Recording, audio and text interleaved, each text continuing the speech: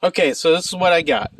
I got a Mercury 3.0 inboard outboard motor on a pontoon boat. I know, right?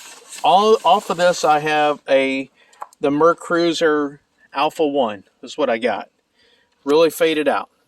On this motor, when I would want to lower the motor on the switch for the throttle, I could trim it down. I could put all the motor all the way down, but I couldn't trim it up.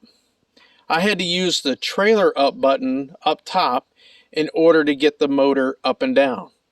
So I looked around, and a lot of people were saying, well, what you got to do is you need to replace the sensors, one here, one on the other side. You got to go up in here, you got to tear it all apart. You got to replace it, because obviously your sender units are bad. So this one here controls the up and down motion of the trailer, or of the motor, sorry, of the motor. And then the one over on the other side, I'll have to move it around. I'll move it out here in a second. But this one controls the switch up top that tells you what your trim is. And right now my trim is jammed over all the way to the right. So I know that that's not working. So I came out here. Somebody said, hey, you want to come out and take a look, open this up. So you just open this up, and this switch, this thing right here. Okay, so I'm going to try to get right all the way in here. So behind this is a piece of brass right there. Well, when I opened this up, mine looked exactly, oops, sorry about that. That's a terrible video. Mine looked exactly like this. You just take a little screwdriver, you just pop it out just a little bit.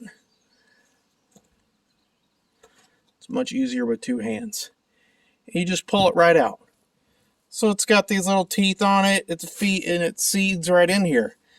The donkey that I got this boat from had this thing setting just like this. So these contact points weren't making anything. So obviously when I said, hey, I need you to flip it up and go up with the boat, it did not. It said, nope, I have no idea what you're doing.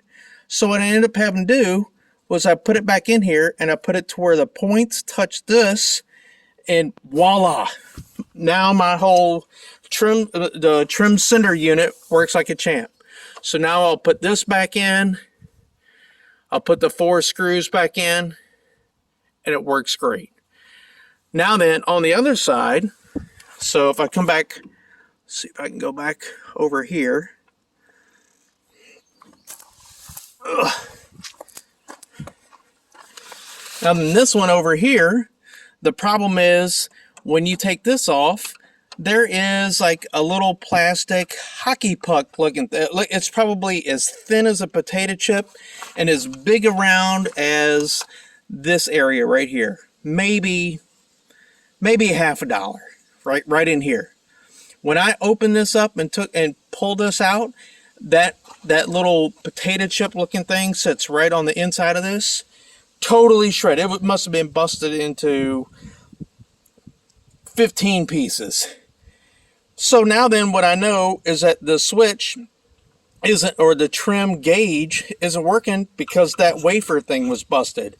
And you can't just buy that wafer gauge, or that piece of wafer, for the better sense of word, that potato chip. So I had to buy a whole new unit, both sides, $30 from Amazon, and it'll be here, and I'll put it back on, and I'll find out if that fixed this issue. But I'm guaranteeing that the trim switch on the boat, the trim indicator being fired all the way over here, is because that thing was all busted, wasn't reading properly. But I know now, though, that since I put this one on back correctly, that the boat lowers and raises now without having to use a trailer switch to do the trim. So that's what I found out. It cost me $30 so far to figure out what my problem is.